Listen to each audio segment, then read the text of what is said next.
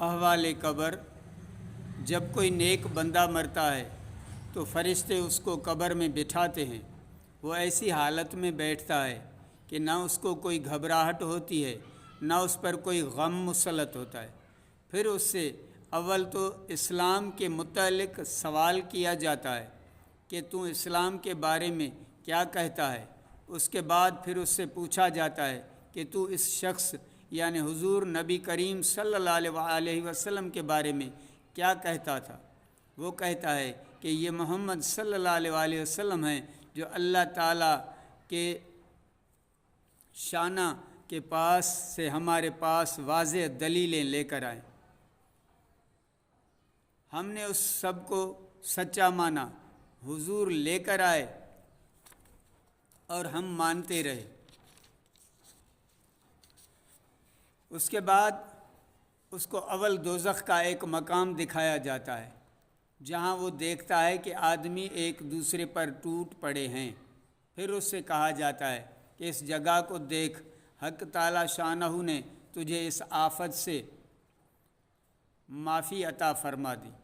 اس کے بعد اس کو جنت کا ایک مقام دکھایا جاتا ہے جہاں وہ نہایت زیب و زینت ہے اور اس کے لطف کے مناظر دیکھتا ہے۔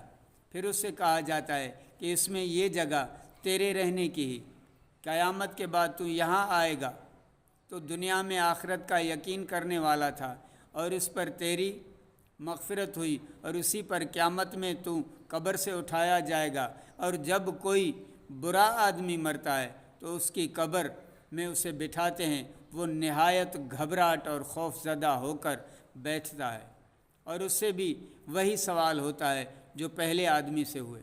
جواب دیتا ہے کہ مجھے تو کچھ خبر نہیں، لوگوں کو میں نے جو کہتے سنا تھا وہی میں بھی کہہ دیتا تھا۔ لیکن اس کو اول جنت کا دروازہ کھول کر اس کا وہاں زیب و زینت، وہاں کی نعمتیں اس کو دکھاتے ہیں۔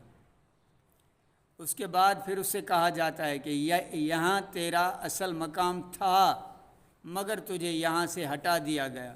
پھر اس کو جہنم کے دروازے کھول کے جہاں ایک پر دوسرا ٹوٹا پڑا ہے اور اس سے کہا جاتا ہے کہ اب تیرا ٹھکانہ یہ ہے، تو دنیا میں